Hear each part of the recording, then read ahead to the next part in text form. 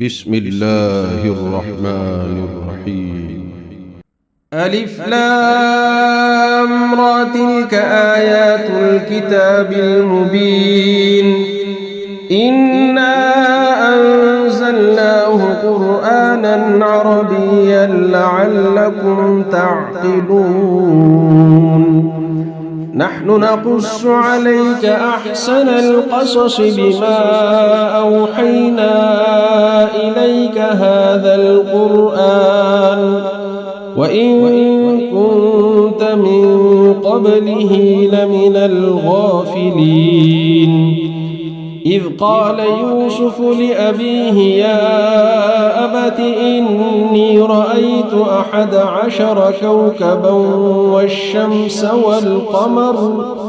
والشمس والقمر رأيتهم لي ساجدين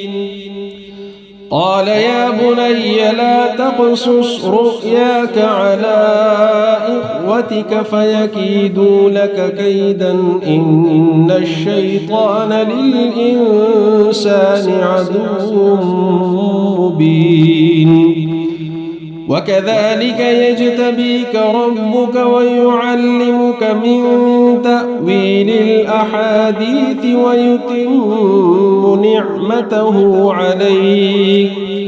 ويتم نعمته عليك وعلى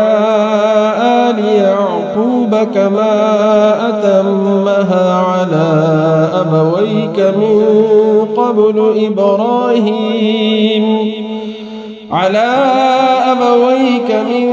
قبل إبراهيم وإسحاق إن ربك عليم حكيم لقد كان في يوسف وإخوته آيات للسائلين إذ قالوا ليوسف وأخوه أحب إلى أبينا منا ونحن عصبة إن أبانا لفي ضلال مبين اقتلوا يوسف أو اطرحوه أرضا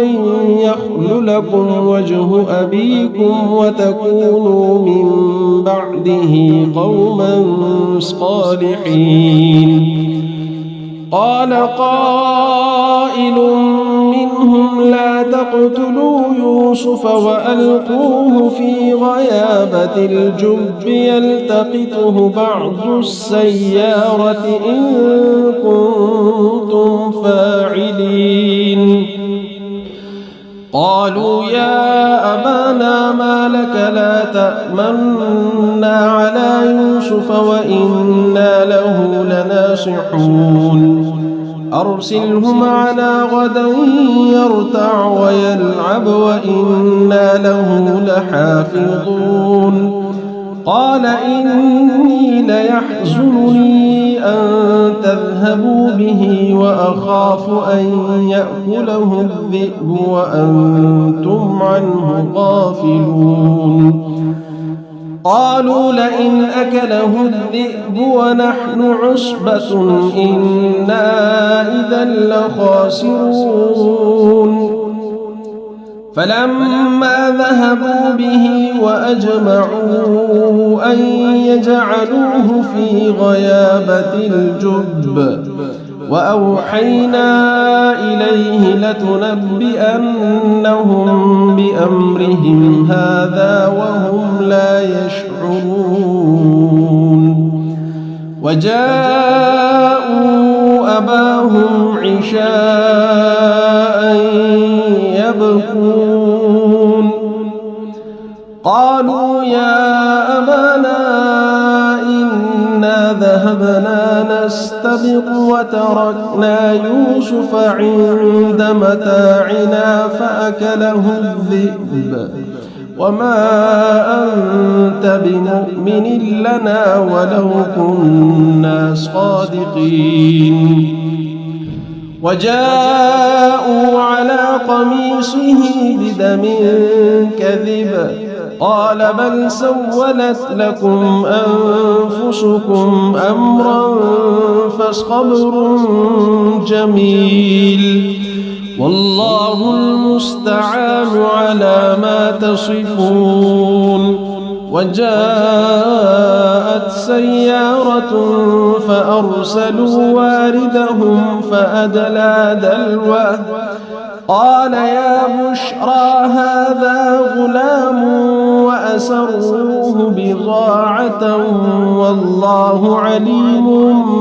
بما يعملون. وشروه بثمن بخس دراهم معدودة وكانوا فيه من الزاهدين. وقال الذي اشتراه من مصر لامرأته أكرمي مثواه عسى أن ينفعنا أو نتخذه ولدا وكذلك مكنا ليوسف في الأرض ولنعلمه من تأويل الأحاديث والله غالب على أمره ولكن أكثر الناس لا يعلمون. ولما بلغ أشده آتيناه حكما وعلما وكذلك نجزي المحسنين. وراودته التي هو في بيتها عن نفسه وغلقت الأبواب وقالت هيت لك قال معاذ الله إنه ربي أحسن مثواي إنه لا يفلح الظالمون. ولقد همت به وهم بها لولا أن رأى برهان ربه كذلك لنصرف عنه السوء والفحشاء إنه من عبادنا المخلصين. واستبق الباب وقدت قميصه من دبر وألف يا سيدها لدى الباب قالت ما جزاء من أراد بأهلك سوءا إلا أن يسجن أو عذاب أليم. قال هي راودتني عن نفسي وشهد شاهد من أهلها إن كان قميصه قد من قبل فصدقت وهو من الكاذبين وإن كان قميصه قد من دبر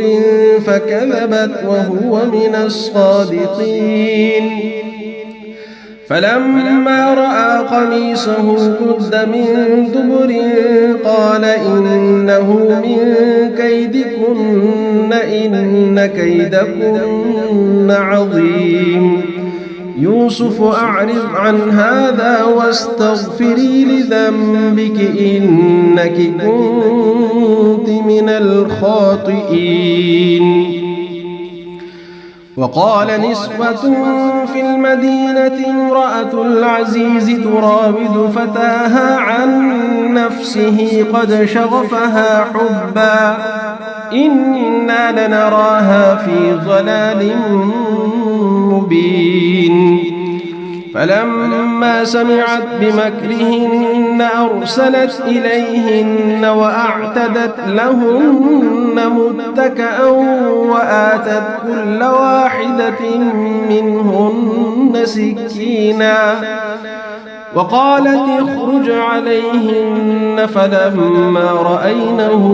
أكبرنه وقطعن أيديهن وقلن حاش لله ما هذا بشرا إن هذا إلا ملك كريم. قالت فذلكن الذي لمتنني فيه ولقد راودته عن نفسه فاستعصم ولئن لم يفعل ما آمره ليسجنن وليكون من الصاغرين. قال رب السجن أحب إلي مما يدعونني إليه وإلا تصرف عني كيدهن أصب إليهن وأكن من الجاهلين فاستجاب له ربه فصرف عنه كيدهن إنه هو السميع العليم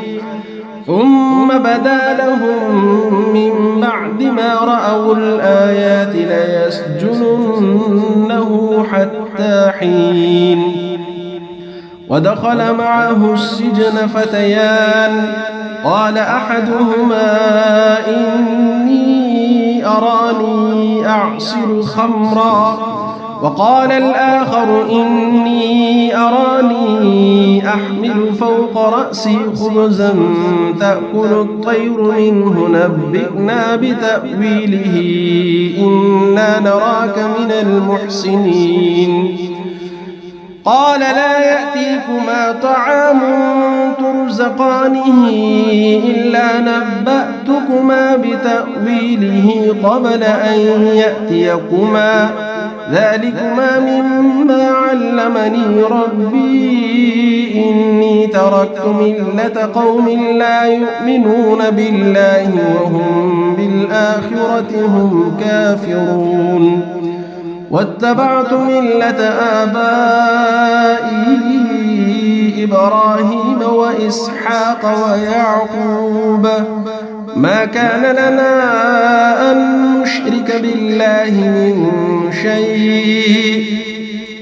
ذلك من فضل الله علينا وعلى الناس ولكن أكثر الناس لا يشكرون يا صاحبي السجن أأرباب متفرقون خير أم الله الواحد القهار ما تعبدون من دونه إلا أسماء سميتموها أنتم وآباؤكم ما أنزل الله بها من سلطان إن الحكم إلا لله أمر ألا تعبدوا إلا إياه ذلك الدين القيم ولكن أكثر الناس لا يعلمون يا صاحبي السجن أما أحدكما فيسقي ربه خمرا وأما الآخر فيصلب فتأكل الطير من رأسه قضي الأمر الذي فيه تستفتيان وقال الذي ظن أنه ناج منه اذكرني عند ربك فأنساه الشيطان ذكر ربه فلبث في السجن بضع سنين وقال الملك إني أرى 7 بقرات سمان يأكلهن 7 عجاف و7 سنبلات خضر وأخر يابسات يا أيها الملأ أفتوني في رؤياي إن كنتم للرؤيا تعبرون قالوا أضغاث أحلام وما نحن بتأويل الأحلام بعالمين وقال الذي نجا منهما وادكر بعد أمة أنا أنبئكم بتأويله فأرسلون يوسف أيها الصديق أفتنا في 7 بقرات سمان يأكلهن 7 عجاف و7 سنبلات خضر وأخر يابسات لعلي أرجع إلى الناس لعلهم يعلمون قال تزرعون 7 سنين دأبا فما حصدتم فذروه في سنبله إلا قليلا مما تأكلون ثم يأتي من بعد ذلك 7 شداد يأكلن ما قدمتم لهن إلا قليلا مما تحصنون ثم يأتي من بعد ذلك عام فيه يغاث الناس وفيه يعصرون وقال الملك ائتوني به فلما جاءه الرسول قال ارجع إلى ربك فاسأله ما بال النسوة اللاتي قطعن أيديهن إن ربي بكيدهن عليم قال ما خطبكن إذ راوتن يوسف عن نفسه قلن حاش لله ما علمنا عليه من سوء قالت امرأة العزيز الآن حصحص الحق أنا راودته عن نفسه وإنه لمن الصادقين ذلك ليعلم أني لم أخنه بالغيب وأن الله لا يهدي كيد الخائنين وما أبرئ نفسي إن النفس لأمارة بالسوء إلا ما رحم ربي إن ربي غفور رحيم وقال الملك ائتوني به أستخلصه لنفسي فلما كلمه قال إنك اليوم لدينا مكين أمين قال اجعلني على خزائن الأرض إني حفيظ عليم وكذلك مكنا ليوسف في الأرض يتبوأ منها حيث يشاء نصيب برحمتنا من نشاء ولا نضيع أجر المحسنين ولأجر الآخرة خير للذين آمنوا وكانوا يتقون وجاء إخوة يوسف فدخلوا عليه فعرفهم وهم له منكرون ولما جهزهم بجهازهم قال ائتوني بأخ لكم من أبيكم ألا ترون أني أوفي الكيل وأنا خير المنزلين فإن لم تأتوني به فلا كيل لكم عندي ولا تقربون قالوا سنراود عنه أباه وإنا لفاعلون وقال لفتيانه اجعلوا بضاعتهم في رحالهم لعلهم يعرفونها إذا انقلبوا إلى أهلهم لعلهم يرجعون فلما رجعوا إلى أبيهم قالوا يا أبانا منع منا الكيل فأرسل معنا أخانا نكتل وإنا له لحافظون قال هل آمنكم عليه إلا كما أمنتكم على أخيه من قبل فالله خير حافظا وهو أرحم الراحمين ولما فتحوا متاعهم وجدوا بضاعتهم ردت إليهم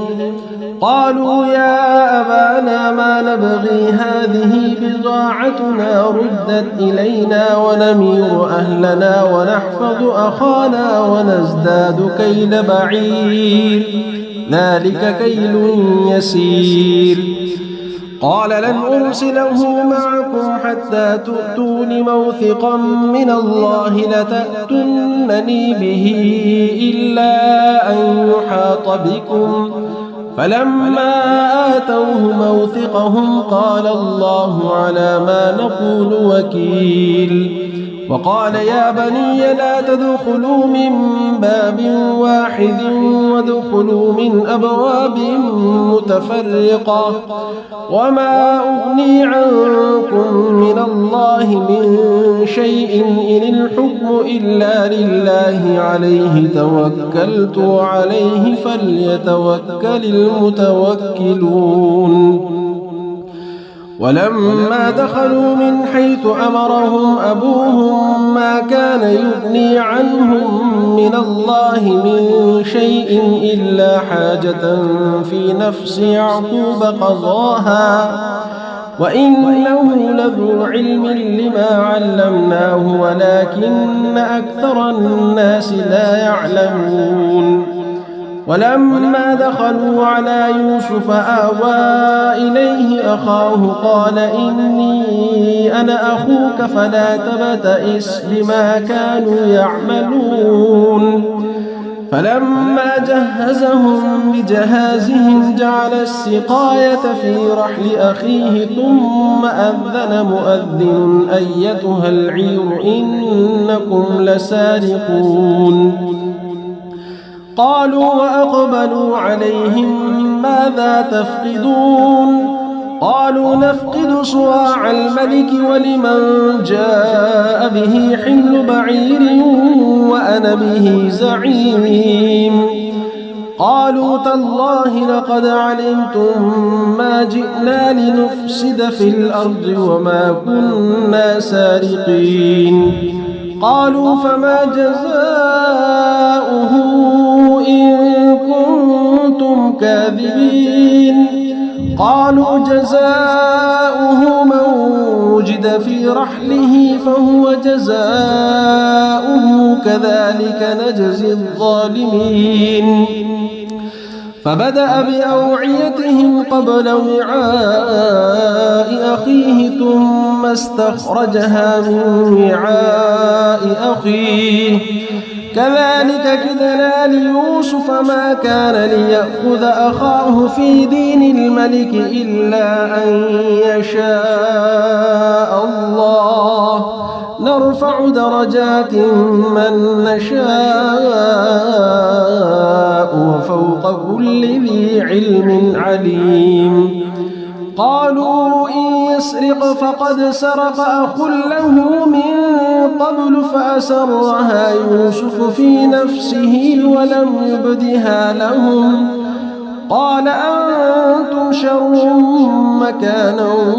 والله أعلم بما تصفون. قالوا يا أيها العزيز إن له أبا شيخا كبيرا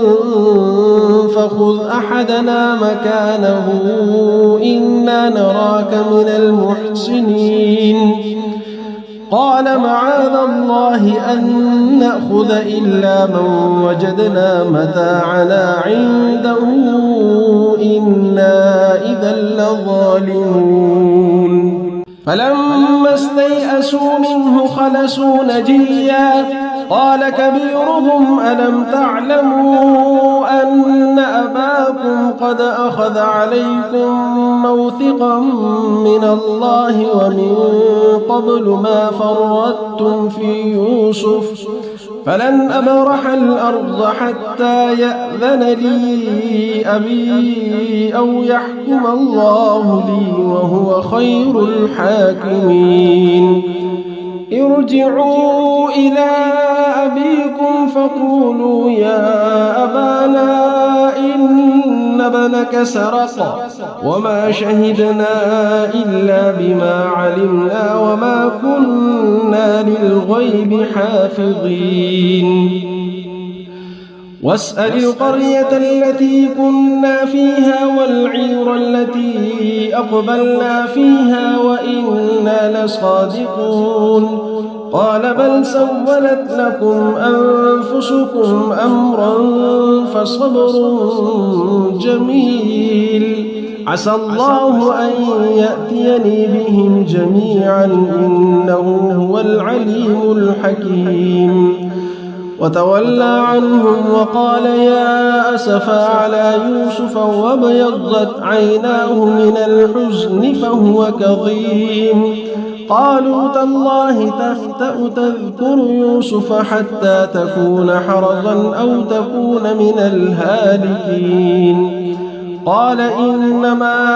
أشكو بثي وحزني إلى الله وأعلم من الله ما لا تعلمون. يا بني اذهبوا فتحسسوا من يوسف وأخيه ولا تيأسوا من روح الله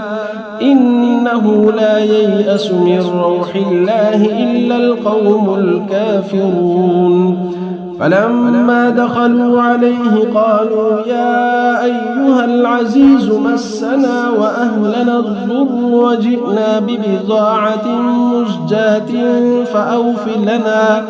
فأوف لنا الكيل وتصدق علينا إن الله يجزي المتصدقين. قال هل علمتم ما فعلتم بيوسف وأخيه إذ أنتم جاهلون؟ قالوا أئنك لأنت يوسف؟ قال أنا يوسف وهذا أخي قد من الله علينا إنه من يتق ويصبر فإن الله لا يضيع أجر المحسنين. قالوا تالله لقد آثرك الله علينا وإن كنا لخاطئين. قال لا تثريب عليكم اليوم يغفر الله لكم وهو أرحم الراحمين. اذهبوا بقميصي هذا فألقوه على وجه أبي يأت بصيرا وأتوني بأهلكم أجمعين. ولما فصلت العير قال أبوهم إني لأجد ريح يوسف لولا أن تفندون. قالوا تالله إنك لفي ضلالك القديم. فلما أن جاء البشير ألقاه على وجهه فارتد بصيرا قال ألم أقل لكم إني أعلم من الله ما لا تعلمون. قالوا يا أبانا استغفر لنا ذنوبنا إنا كنا خاطئين. قال سوف أستغفر لكم ربي إنه هو الغفور الرحيم. فلما دخلوا على يوسف آوى إليه أبويه وقال ادخلوا مصر إن شاء الله آمنين. ورفع أبويه على العرش وخروا له سجدا وقال يا أمت هذا تأويل رؤياي من قبل قد جعلها ربي حقا وقد أحسن بي إذ أخرجني من السجن وجاء بكم من البدو من بعد أن نزغ الشيطان بيني وبين إخوتي إن ربي لطيف لما يشاء إنه هو العليم الحكيم. رب قد آتيتني من الملك وعلمتني من تأويل الأحاديث فاطر السماوات والأرض أنت ولي في الدنيا والآخرة توفني مسلما وألحقني بالصالحين. ذلك من أنباء الغيب نوحيه إليك وما كنت لديهم إذ أجمعوا أمرهم وهم يمكرون وما أكثر الناس ولو حرصت بمؤمنين وما تسألهم عليه من أجر إن هو إلا ذكر للعالمين. وكأي من آية في السماوات والأرض يمرون عليها وهم عنها معرضون وما يؤمن أكثرهم بالله إلا وهم مشركون أفأمنوا أن تأتيهم غاشية من عذاب الله أو تأتيهم الساعة بغتة وهم لا يشعرون قل هذه سبيلي أدعو إلى الله على بصيرة أنا ومن اتبعني وسبحان الله وما أنا من المشركين وما أرسلنا من قبلك إلا رجالا نوحي إليهم من أهل القرى أفلم يسيروا في الأرض فينظروا كيف كان عاقبة الذين من قبلهم ولدار الآخرة خير للذين اتقوا أفلا تعقلون حتى إذا استيأس الرسل وظنوا أنهم قد كذبوا جاءهم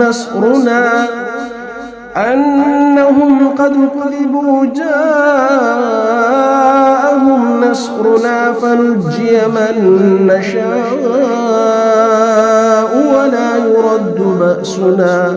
ولا يرد بأسنا عن القوم المجرمين لقد كان في قصصهم عبرة لأولي الألباب ما كان حديثا يفترى ولكن تصديق الذي بين يديه وتفصيل كل شيء وهدى ورحمة لقوم يؤمنون. بسم الله الرحمن الرحيم. ألف لام را تلك آيات الكتاب المبين إنا أنزلناه قرآنا عربيا لعلكم تعقلون نحن نقص عليك أحسن القصص بما أوحينا إليك هذا القرآن وإن كنت من قبله لمن الغافلين إذ قال يوسف لأبيه يا أبت إني رأيت 11 كوكبا والشمس والقمر رأيتهم لي ساجدين قال يا بني لا تقصص رؤياك على إخوتك فيكيدوا لك كيدا إن الشيطان للإنسان عدو مبين وكذلك يجتبيك ربك ويعلمك من تأويل الأحاديث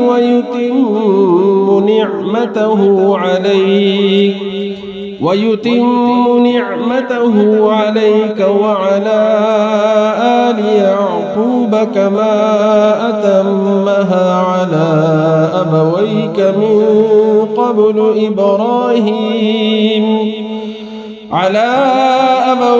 من قبل إبراهيم وإسحاق إن ربك عليم حكيم لقد كان في يوسف وإخوته آيات للسائلين إذ قالوا ليوسف وأخوه أحب إلى أبينا منا ونحن عصبة إن أبانا لفي ضلال مبين اقتلوا يوسف أو اطرحوه أرضا يخل لكم وجه أبيكم وتكونوا من بعده قوما صالحين قال قائل منهم لا تقتلوا يوسف وألقوه في غيابة الجب يلتقطه بعض السيارة إن كنتم فاعلين قالوا يا أبانا ما لك لا تأمنا على يوسف وإنا له لناصحون أرسله معنا غدا يرتع ويلعب وإنا له لحافظون قال إني ليحزنني أن تذهبوا به وأخاف أن يأكله الذئب وأنتم عنه غافلون قالوا لئن أكله الذئب ونحن عصبة إنا إذا لخاسرون فلما ذهبوا به وأجمعوا أن يجعلوه في غيابة الجب وأوحينا إليه لتنبئنهم بأمرهم هذا وهم لا يشعرون وجاءوا أباهم عشاء يبكون قالوا يا أبانا إنا ذهبنا نستبق وتركنا يوسف عند متاعنا فأكله الذئب وما أنت بمؤمن لنا ولو كنا صادقين وجاءوا على قميصه بدم كذب قال بل سولت لكم أنفسكم أمرا فصبر جميل والله المستعان على ما تصفون وجاءت سيارة فأرسلوا واردهم فأدلى دلوه قال يا بشرى هذا غلام وأسروه بضاعة والله عليم بما يعملون وشروه بثمن بخس دراهم معدودة وكانوا فيه من الزاهدين وقال الذي اشتراه من مصر لامرأته أكرمي مثواه عسى أن ينفعنا أو نتخذه ولدا وكذلك مكنا ليوسف في الأرض ولنعلمه من تأويل الأحاديث والله غالب على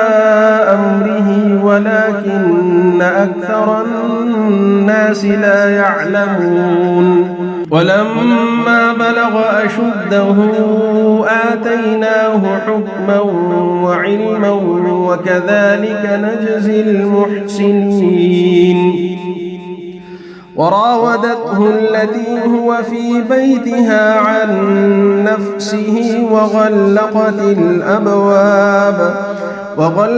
الأبواب وقالت هيت لك قال معاذ الله إنه ربي أحسن مثواي إنه لا يفلح الظالمون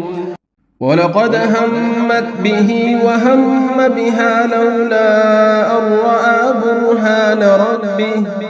كذلك لنصرف عنه السوء والفحشاء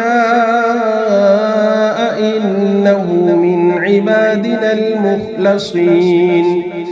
واستبق الباب وقدت قميصه من دبر وألف يا سيدها لدى الباب قالت ما جزاء من أراد بأهلك سوءا إلا أن يسجن أو عذاب أليم قال هي راودتني عن نفسي وشهد شاهد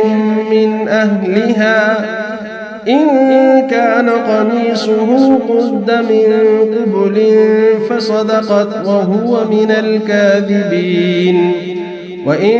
كان قميصه قد من دبر فكذبت وهو من الصادقين فلما رأى قميصه قد من دبر قال إنه من كيدكن إن كيدكن عظيم يوسف أعرض عن هذا واستغفري لذنبك إنك كنت من الخاطئين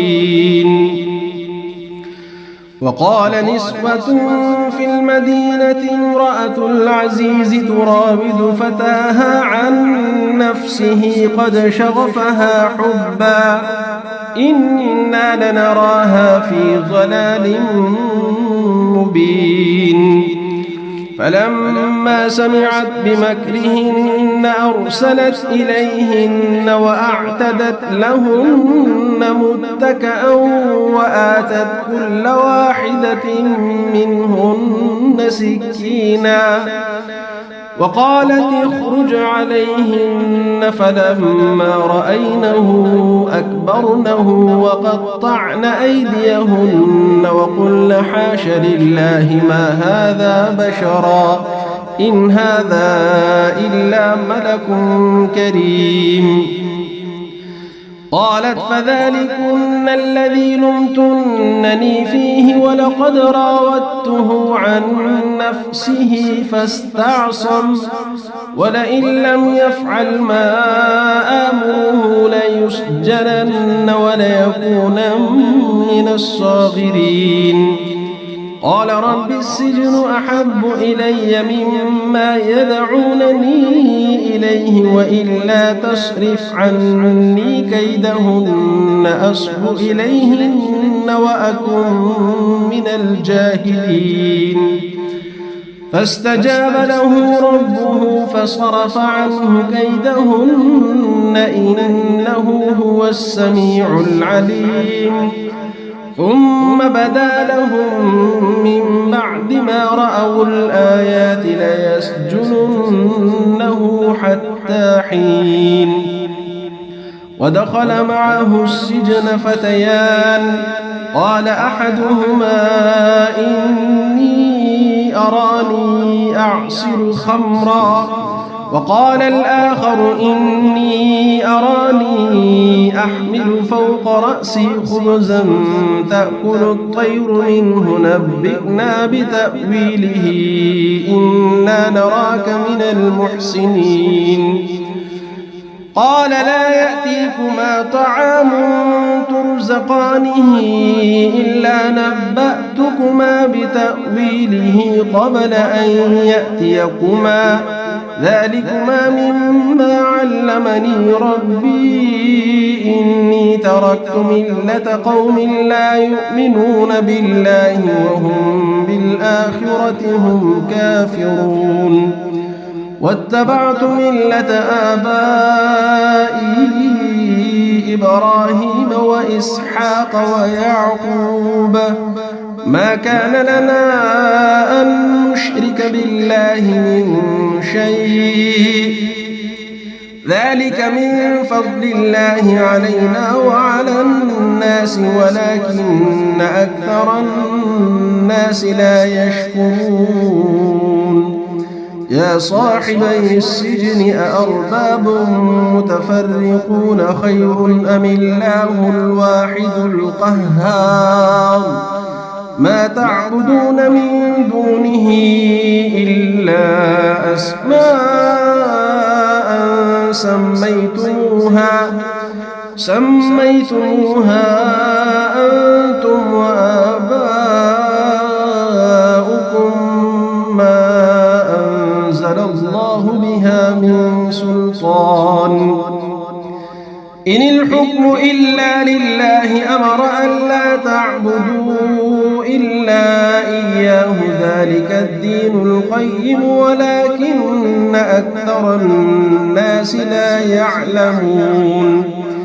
يا صاحبي السجن أما أحدكما فيسقي ربه خمرا وأما الآخر فيصلب فتأكل الطير من رأسه قضي الأمر الذي فيه تستفتيان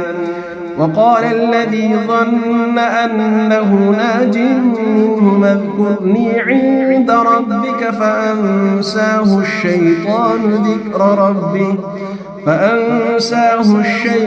ذكر ربه فلبث في السجن 9 سنين وقال الملك إني أرى 7 بقرات سمان يأكلهن 7 عجاف و7 سنبلات خضر وأخر يابسات يا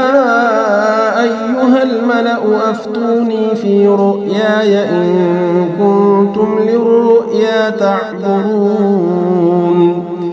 قالوا أضغاث أحلام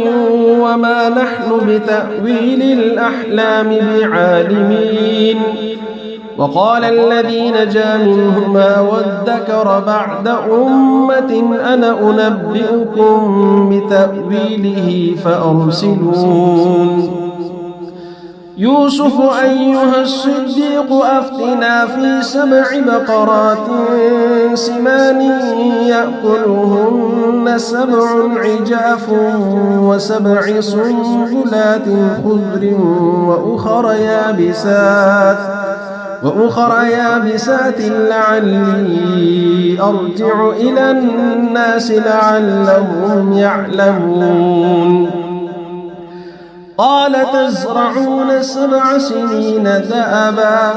فما حصدتم فذروه في سنبله إلا قليلا مما تأكلون ثم يأتي من بعد ذلك 7 شداد يأكلن ما قدمتم لهن إلا قليلا مما تحصنون ثم يأتي من بعد ذلك عام فيه يغاث الناس وفيه يعصرون وقال الملك ائتوني به فلما جاءه الرسول قال ارجع إلى ربك فاسأله ما بال النسوة اللاتي قطعن أيديهن إن ربي بكيدهن عليم قال ما خطبكن إذ راوتن يوسف عن نفسه قلن حاش لله ما علمنا عليه من سوء قالت امرأة العزيز الآن حصحص الحق أنا راودته عن نفسه وإنه لمن الصادقين ذلك ليعلم أني لم أخنه بالغيب وأن الله لا يهدي كيد الخائنين وما أبرئ نفسي إن النفس لأمارة بالسوء إلا ما رحم ربي إن ربي غفور رحيم وقال الملك ائتوني به أستخلصه لنفسي فلما كلمه قال إنك اليوم لدينا مكين أمين قال اجعلني على خزائن الأرض إني حفيظ عليم وكذلك مكنا ليوسف في الأرض يتبوأ منها حيث يشاء نصيب برحمتنا من نشاء ولا نضيع أجر المحسنين ولأجر الآخرة خير للذين آمنوا وكانوا يتقون وجاء إخوة يوسف فدخلوا عليه فعرفهم وهم له منكرون ولما جهزهم بجهازهم قال ائتوني بأخ لكم من أبيكم ألا ترون أني أوفي الكيل وأنا خير المنزلين فإن لم تأتوني به فلا كيل لكم عندي ولا تقربون قالوا سنراود عنه أباه وإنا لفاعلون وقال لفتيانه اجعلوا بضاعتهم في رحالهم لعلهم يعرفونها إذا انقلبوا إلى أهلهم لعلهم يرجعون فلما رجعوا إلى أبيهم قالوا يا أبانا منع منا الكيل فأرسل معنا أخانا نكتل وإنا له لحافظون قال هل آمنكم عليه إلا كما أمنتكم على أخيه من قبل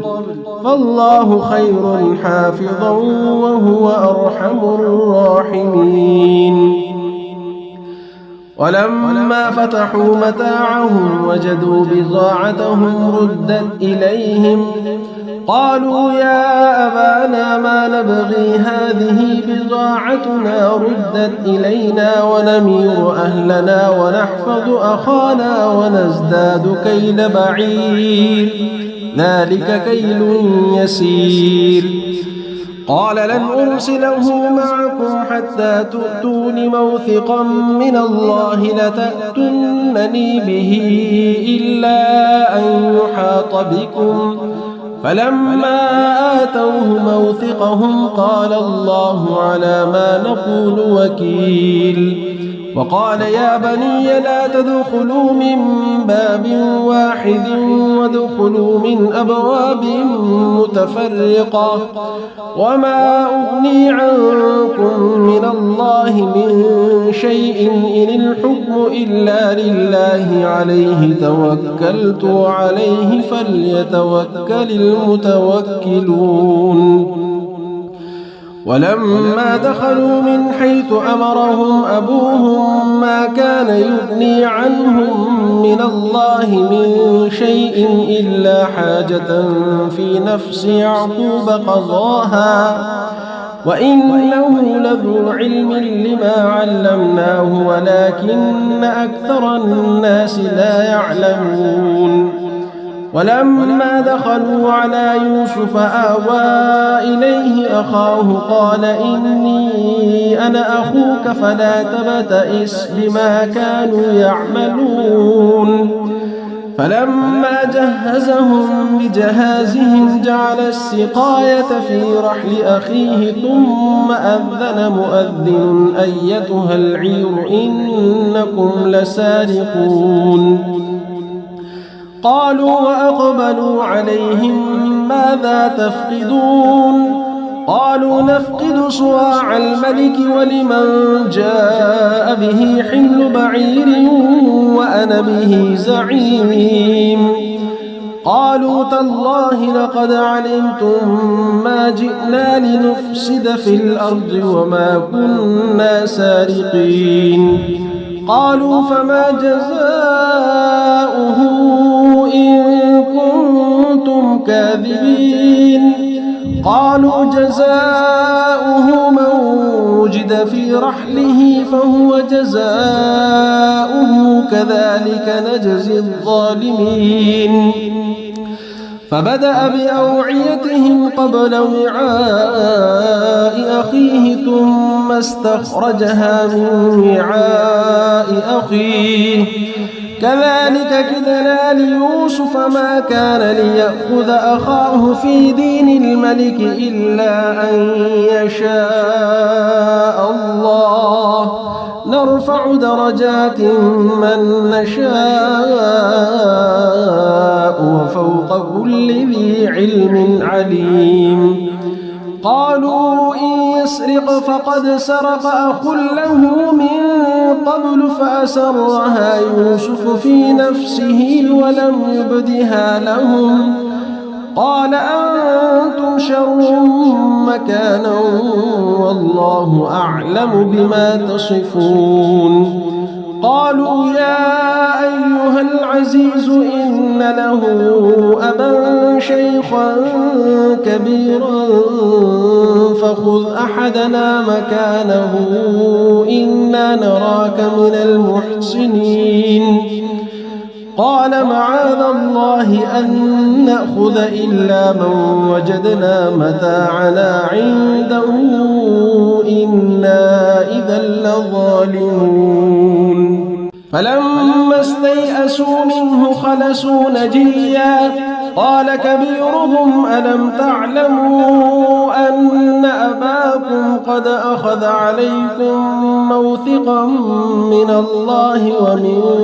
قبل ما فرطتم في يوسف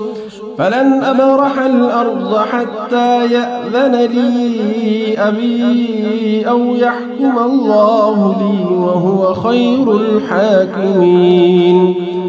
ارجعوا إلى أبيكم فقولوا يا أبانا إن ابنك سرق وما شهدنا إلا بما علمنا وما كنا للغيب حافظين. واسأل القرية التي كنا فيها والعير التي أقبلنا فيها وإنا لصادقون. قال بل سولت لكم أنفسكم أمرا فصبر جميل عسى الله أن يأتيني بهم جميعا إنه هو العليم الحكيم. وتولى عنهم وقال يا أسفا على يوسف وابيضت عيناه من الحزن فهو كظيم.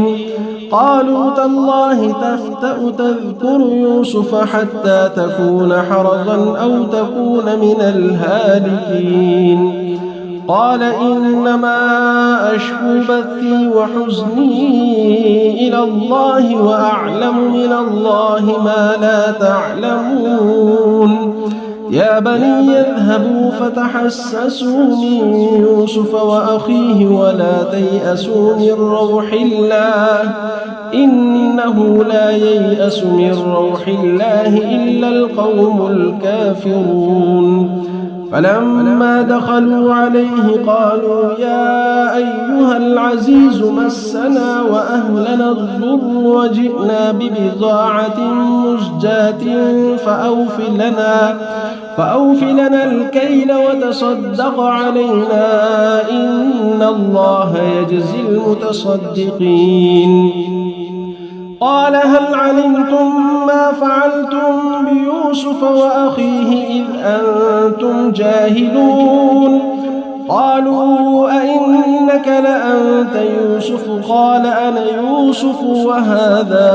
أخي قد من الله علينا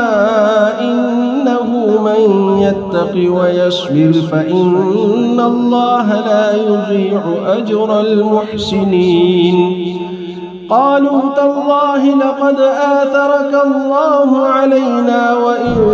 كنا لخاطئين. قال لا تثريب عليكم اليوم يغفر الله لكم وهو أرحم الراحمين. اذهبوا بقميصي هذا فألقوه على وجه أبي يأت بصيرا وأتوني بأهلكم أجمعين. ولما فصلت العير قال أبوهم إني لأجد ريح يوسف لولا أن تفندون. قالوا تالله إنك لفي ضلالك القديم. فلما أن جاء البشير ألقاه على وجهه فارتد بصيرا قال ألم أقل لكم إني أعلم من الله ما لا تعلمون. قالوا يا أبانا استغفر لنا ذنوبنا إنا كنا خاطئين. قال سوف أستغفر لكم ربي إنه هو الغفور الرحيم فلما دخلوا على يوسف آوى إليه أبويه وقال ادخلوا مصر إن شاء الله آمنين ورفع أبويه على العرش وخروا له سجدا وقال يا أمت هذا تأويل رؤياي من قبل قد جعلها ربي حقا وقد أحسن بي إذ أخرجني من السجن وجاء بكم من البدو من بعد أن نزغ الشيطان بيني وبين إخوتي إن ربي لطيف لما يشاء إنه هو العليم الحكيم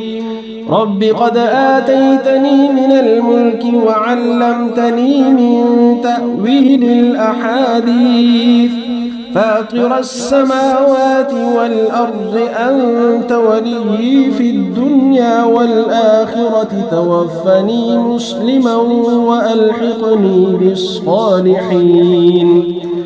ذلك من أنباء الغيب نوحيه إليك وما كنت لديهم إذ أجمعوا أمرهم وهم يمكرون وما أكثر الناس ولو حرصت بمؤمنين وما تسألهم عليه من أجر إن هو إلا ذكر للعالمين وكأي من آية في السماوات والأرض يمرون عليها وهم عنها معرضون وما يؤمن أكثرهم بالله إلا وهم مشركون أفأمنوا أن تأتيهم غاشية من عذاب الله أو تأتيهم الساعة بغتة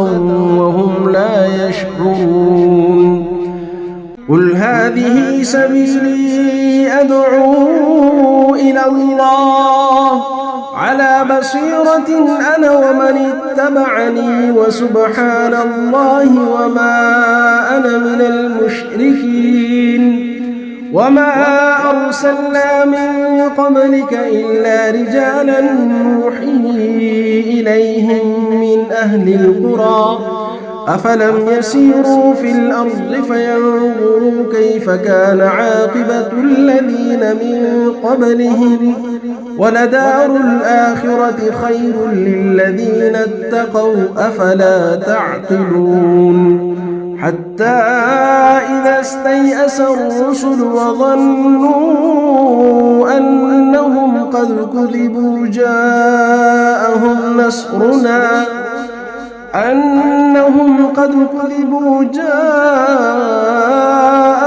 نصرنا فنجي من نشاء ولا يرد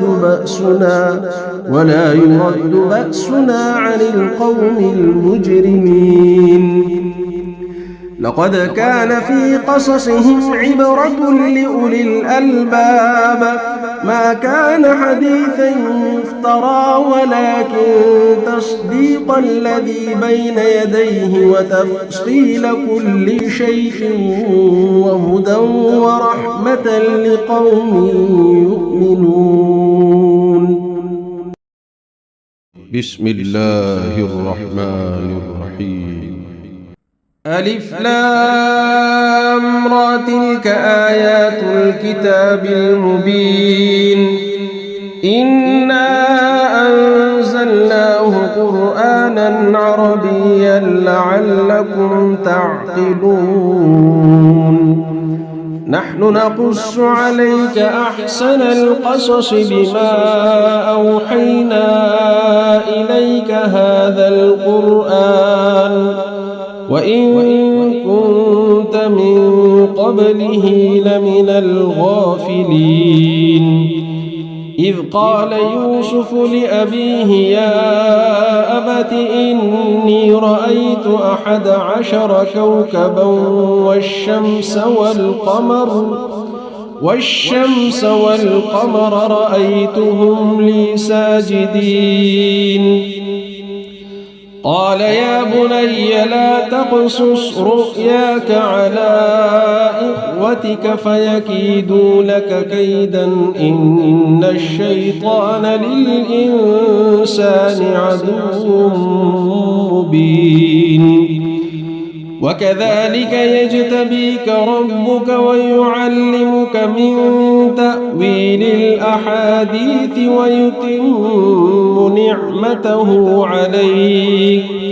ويتم نعمته عليك وعلى آل يعقوب كما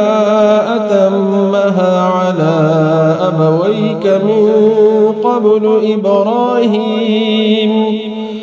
على أبويك من قبل إبراهيم وإسحاق إن ربك عليم حكيم لقد كان في يوسف وإخوته آيات للسائلين إذ قالوا ليوسف وأخوه أحب إلى أبينا منا ونحن عصبة إن أبانا لفي ضلال مبين اقتلوا يوسف أو اطرحوه أرضا يخل لكم وجه أبيكم وتكونوا من بعده قوما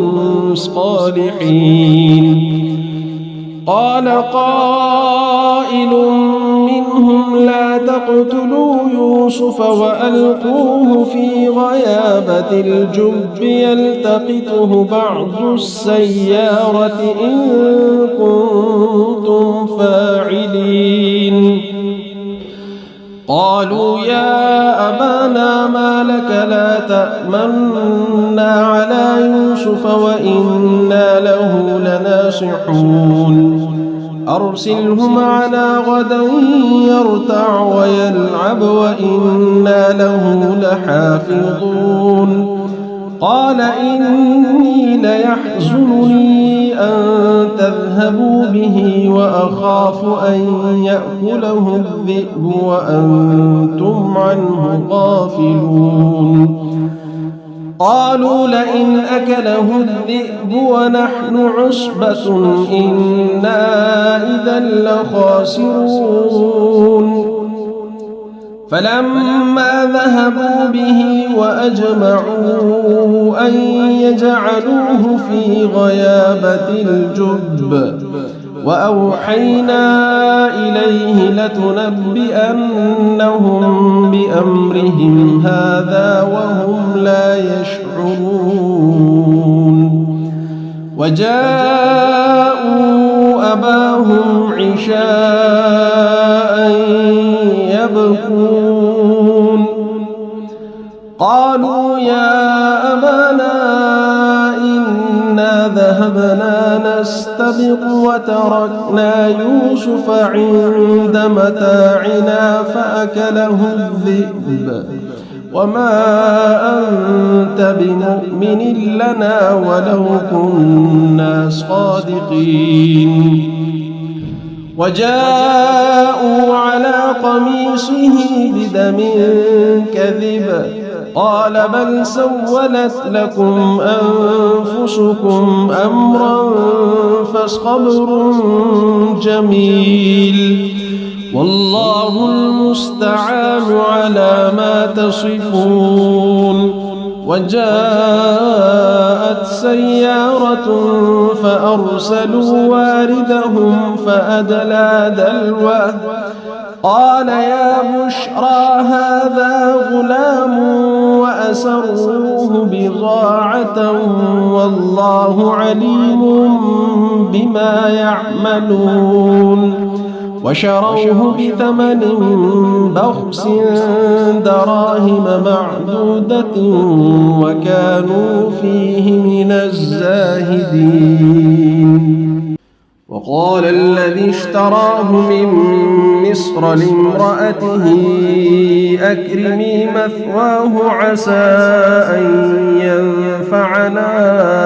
أو نتخذه ولدا وكذلك مكنا ليوسف في الأرض ولنعلمه من تأويل الأحاديث والله غالب على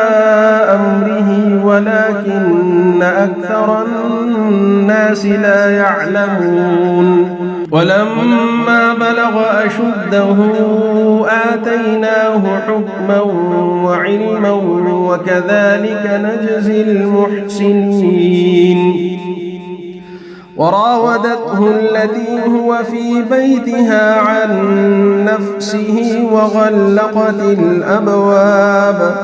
وغلقت الأبواب وقالت هيت لك قال معاذ الله إنه ربي أحسن مثواي إنه لا يفلح الظالمون ولقد همت به وهم بها لولا أن رأى برهان ربه كذلك لنصرف عنه السوء والفحشاء إنه من عبادنا المخلصين واستبق الباب وقدت قميصه من دبر وألف يا سيدها لدى الباب قالت ما جزاء من أراد بأهلك سوءا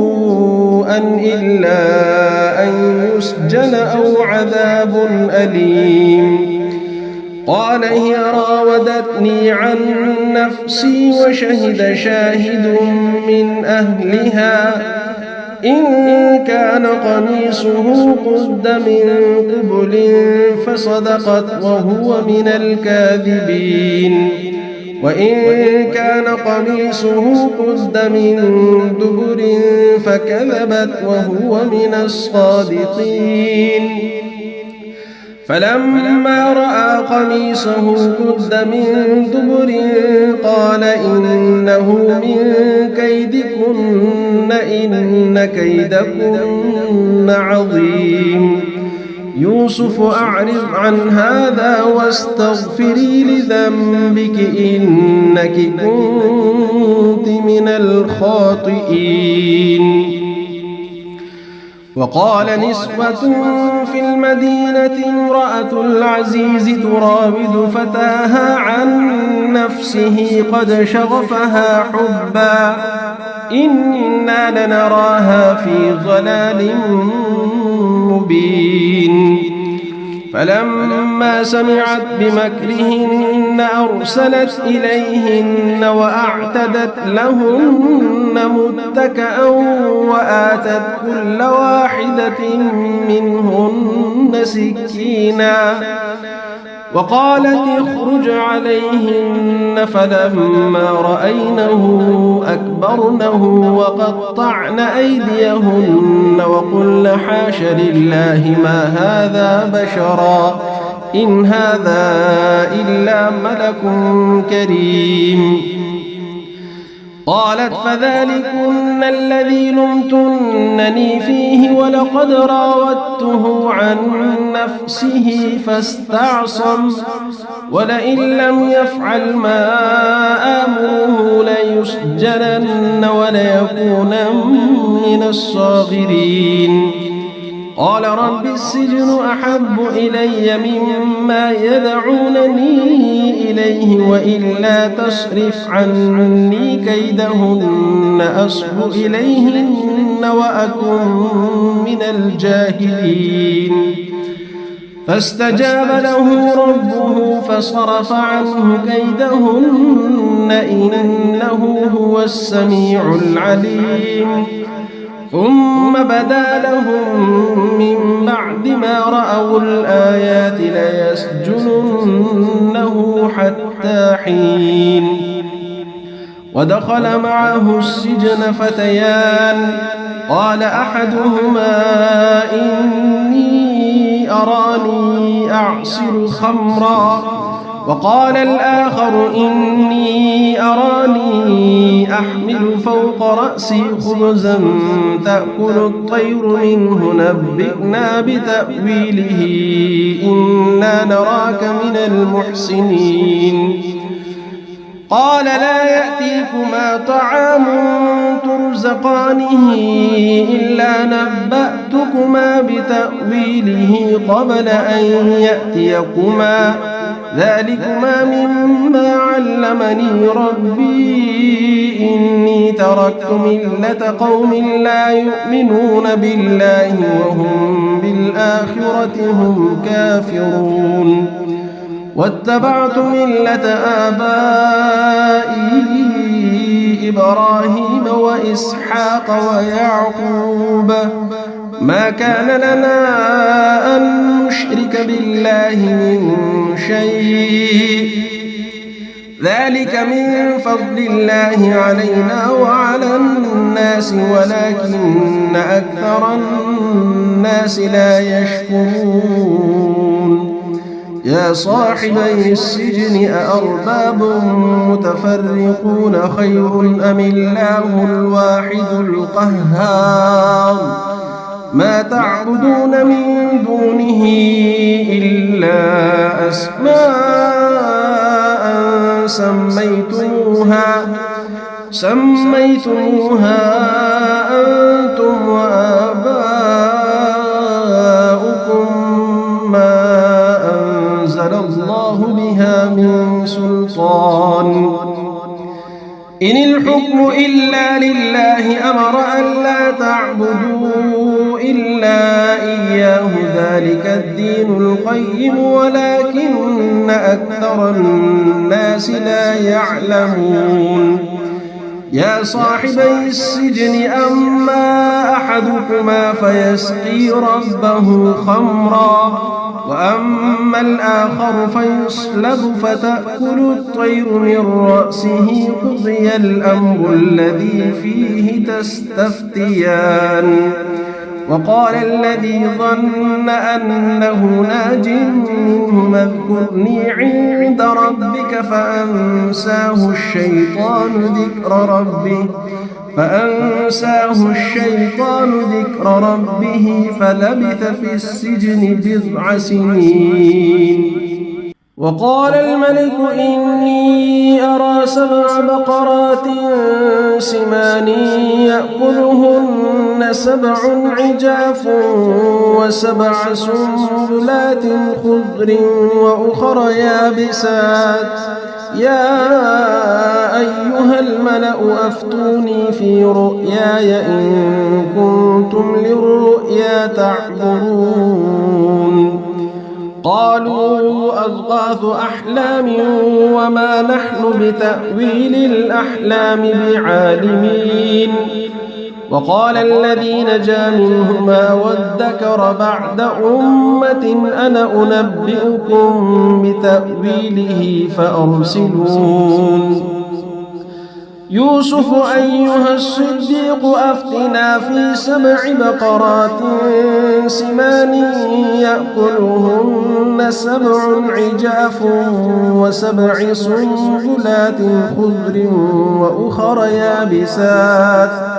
وأخر يابسات لعلي أرجع إلى الناس لعلهم يعلمون قال تزرعون 7 سنين دأبا فما حصدتم فذروه في سنبله إلا قليلا مما تأكلون ثم يأتي من بعد ذلك 7 شداد يأكلن ما قدمتم لهن إلا قليلا مما تحصنون ثم يأتي من بعد ذلك عام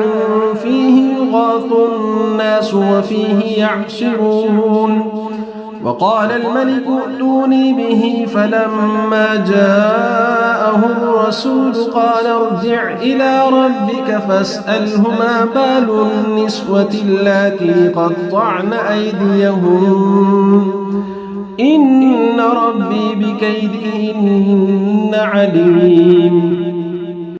قال ما خطبكن إذ راوتن يوسف عن نفسه قلن حاش لله ما علمنا عليه من سوء.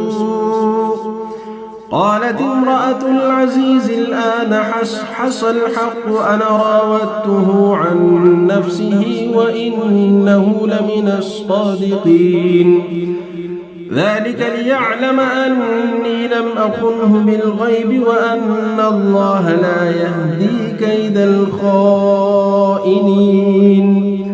وما أبرئ نفسي إن النفس لأمارة بالسوء إلا ما رحم ربي إن ربي غفور رحيم.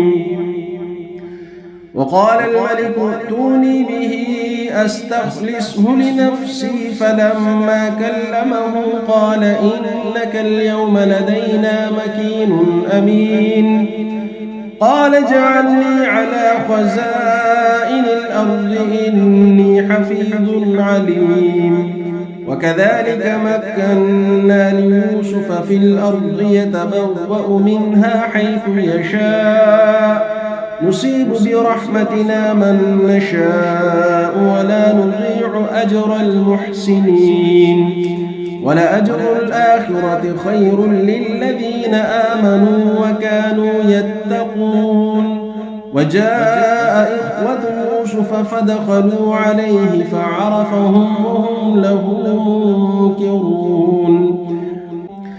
ولما جهزهم بجهازهم قال ائتوني بأخ لكم من أبيكم ألا ترون أني أوفي الكيل وأنا خير المنزلين. فإن لم تأتوني به فلا كيل لكم عندي ولا تقربون. قالوا سنراود عنه أباه وإنا لفاعلون. وقال لفتيانه اجعلوا بضاعتهم في رحالهم لعلهم يعرفونها إذا انقلبوا إلى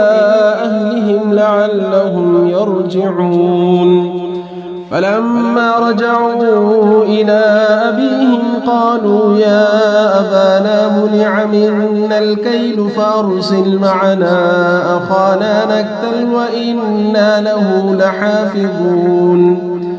قال هل آمنكم عليه إلا كما أمنتكم على أخيه من قبل فالله خير حافظا وهو أرحم الراحمين. ولما فتحوا متاعهم وجدوا بضاعتهم ردت إليهم قالوا يا أبانا ما نبغي هذه بضاعتنا ردت إلينا ونمير أهلنا ونحفظ أخانا ونزداد كيل بعير ذلك كيل يسير. قال لن أرسله معكم حتى تؤتون موثقا من الله لتأتونني به إلا أن يحاط بكم. فلما آتوه موثقهم قال الله على ما نقول وكيل. وقال يا بني لا تدخلوا من باب واحد وادخلوا من أبواب متفرقة وما أغني عنكم من الله من شيء إن الحكم إلا لله عليه توكلت وعليه فليتوكل المتوكلون. ولما دخلوا من حيث أمرهم أبوهم ما كان يغني عنهم من الله من شيء إلا حاجة في نفس يعقوب وإنه لذو علم لما علمناه ولكن أكثر الناس لا يعلمون ولما دخلوا على يوسف آوى إليه أخاه قال إني أنا أخوك فلا تبتئس بما كانوا يعملون فلما جهزهم بجهازهم جعل السقاية في رحل أخيه ثم أذن مؤذن أيتها العير إنكم لسارقون قالوا وأقبلوا عليهم ماذا تفقدون قالوا نفقد صواع الملك ولمن جاء به حمل بعير وأنا به زعيم قالوا تالله لقد علمتم ما جئنا لنفسد في الأرض وما كنا سارقين قالوا فما جزاؤه إن كنتم كاذبين قالوا جزاؤه من وجد في رحله فهو جزاؤه كذلك نجزي الظالمين فبدأ بأوعيتهم قبل وعاء أخيه ثم استخرجها من وعاء أخيه كذلك كدنا ليوسف ما كان ليأخذ أخاه في دين الملك إلا أن يشاء الله نرفع درجات من نشاء وفوق كل ذي علم عليم قالوا إن يسرق فقد سرق أخ له من قبل فأسرها يوسف في نفسه ولم يبدها لهم قال أنتم شر مكانا والله أعلم بما تصفون قالوا يا أيها العزيز إن له أبا شيخا كبيرا فخذ أحدنا مكانه إنا نراك من المحسنين قال معاذ الله أن نأخذ إلا من وجدنا متاعنا عنده إنا إذا لظالمون فلما استيئسوا منه خلصوا نجيا قال كبيرهم ألم تعلموا أن أباكم قد أخذ عليكم موثقا من الله ومن قبل ما فرطتم في يوسف فلن أبرح الأرض حتى يأذن لي أبي أو يحكم الله لي وهو خير الحاكمين ارجعوا إلى أبيكم فقولوا يا أبانا إن ابنك سرق وما شهدنا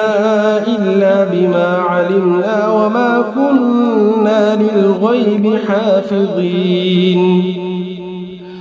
واسأل القرية التي كنا فيها والعير التي أقبلنا فيها وإنا لصادقون قال بل سولت لكم أنفسكم أمرا فصبر جميل عسى الله أن يأتيني بهم جميعا إنه هو العليم الحكيم وتولى عنهم وقال يا أسفا على يوسف وابيضت عيناه من الحزن فهو كظيم قالوا تالله تفتأ تذكر يوسف حتى تكون حرضا أو تكون من الهالكين قال إنما أشكو بثي وحزني إلى الله وأعلم من الله ما لا تعلمون يا بني اذهبوا فتحسسوا من يوسف وأخيه ولا تيأسوا من روح الله إنه لا ييأس من روح الله إلا القوم الكافرون فلما دخلوا عليه قالوا يا أيها العزيز مسنا وأهلنا الضر وجئنا ببضاعة مزجاة فأوف لنا الكيل وتصدق علينا إن الله يجزي المتصدقين. قال هل علمتم ما فعلتم بيوسف وأخيه إذ أنتم جاهلون؟ قالوا أئنك لأنت يوسف؟ قال أنا يوسف وهذا أخي قد من الله علينا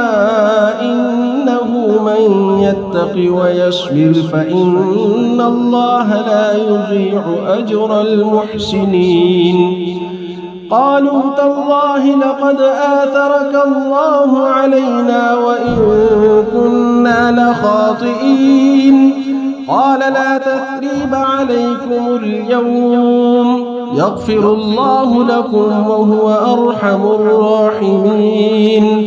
اذهبوا بقميصي هذا فألقوه على وجه أبي يأت بصيرا وأتوني بأهلكم أجمعين. ولما فصلت العير قال أبوهم إني لأجد ريح يوسف لولا أن تفندون. قالوا تالله إنك لفي ضلالك القديم. فلما أن جاء البشير ألقاه على وجهه فارتد بصيرا قال ألم أقل لكم إني أعلم من الله ما لا تعلمون. قالوا يا أبانا استغفر لنا ذنوبنا إنا كنا خاطئين. قال سوف أستغفر لكم ربي إنه هو الغفور الرحيم. فلما دخلوا على يوسف آوى إليه أبويه وقال ادخلوا مصر إن شاء الله آمنين. ورفع أبويه على العرش وخروا له سجدا وقال يا أمت هذا تأويل رؤياي من قبل قد جعلها ربي حقا وقد أحسن بي إذ أخرجني من السجن وجاء بكم من البدو من بعد أن نزغ الشيطان بيني وبين إخوتي إن ربي لطيف لما يشاء إنه هو العليم الحكيم. رب قد آتيتني من الملك وعلمتني من تأويل الأحاديث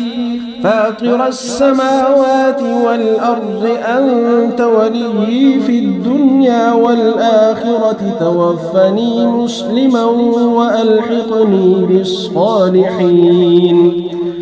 ذلك من أنباء الغيب نوحيه إليك وما كنت لديهم إذ أجمعوا أمرهم وهم يمكرون. وما أكثر الناس ولو حرصت بمؤمنين وما تسألهم عليه من أجر إن هو إلا ذكر للعالمين. وكأي من آية في السماوات والأرض يمرون عليها وهم عنها معرضون وما يؤمن أكثرهم بالله إلا وهم مشركون. أفأمنوا أن تأتيهم غاشية من عذاب الله أو تأتيهم الساعة بغتة وهم لا يشعرون. قل هذه سبيلي أدعو إلى الله على بصيرة أنا ومن اتبعني وسبحان الله وما أنا من المشركين. وما أرسلنا من قبلك إلا رجالا نوحي إليهم من أهل القرى أفلم يسيروا في الأرض فينظروا كيف كان عاقبة الذين من قبلهم ولدار الآخرة خير للذين اتقوا أفلا تعقلون حتى إذا استيأس الرسل وظنوا أنهم قد كذبوا جاءهم نصرنا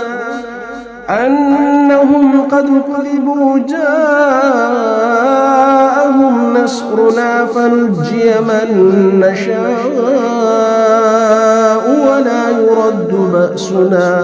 ولا يرد بأسنا عن القوم المجرمين لقد كان في قصصهم عبرة لأولي الألباب ما كان حديثا يفترى ولكن تصديق الذي بين يديه وتفصيل كل شيء وهدى ورحمة لقوم يؤمنون